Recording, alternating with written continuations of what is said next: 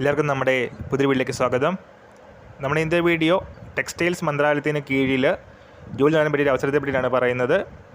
കേരളത്തിൽ കണ്ണൂരിലും ഒഴിവുകൾ വന്നിട്ടുണ്ട്. വീഡിയോ കിടക്കുന്നതിന് മുന്നേ നമ്മൾ ചാനൽ കാണുന്നവർ ചാനൽ സബ്സ്ക്രൈബ് ചെയ്തേക്കുക.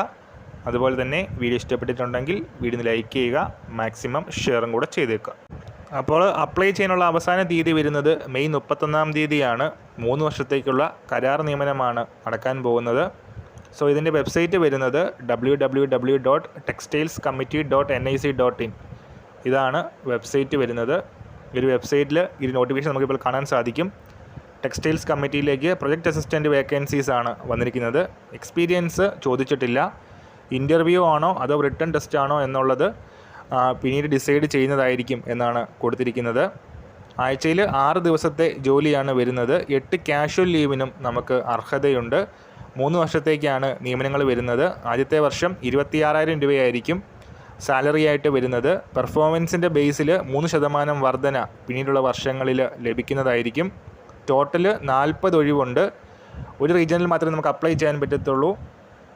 ബാംഗ്ലൂർ, ചെന്നൈ, ഡൽഹി, ഹൈദരാബാദ്, ജയ്പൂർ, കോയമ്പത്തൂർ അടക്കമുള്ള സ്ഥലങ്ങളിൽ വേക്കൻസീസ് വന്നിട്ടുണ്ട്. കേരളത്തിലെ കണ്ണൂരിലാണ് വേക്കൻസി വന്നിരിക്കുന്നത്. 3 വർഷത്തേക്കുള്ള നിയമനമായിരിക്കും വരുന്നത്. അപ്പോൾ ഇതിൻ്റെ ക്വാളിഫിക്കേഷൻ വരുന്നത് BSc ആണ്. ഫിസിക്സിലോ കെമിസ്ട്രിയിലോ BSc ഉള്ളവർക്ക് അപ്ലൈ ചെയ്യാം. അല്ലെങ്കിൽ ടെക്സ്റ്റൈൽ ടെക്നോളജിയിൽ BTech ഉണ്ടെങ്കിൽ അവർക്കും അപ്ലൈ ചെയ്യാം. 21 വയസ്സ് മുതൽ 35 വയസ്സ് വരെയാണ് ഏജ് ലിമിറ്റ് വരുന്നത്. അപ്പോൾ ക്വാളിഫിക്കേഷൻ ഉള്ളവർ തീർച്ചയായിട്ടും അപ്ലൈ ചെയ്യുക. അപ്പോൾ ഈ ഒരു കാര്യം നമ്മൾ ഇന്നത്തെ പുതിയ വീഡിയോയുമായിട്ട് ഉടൻ തന്നെ കാണാം.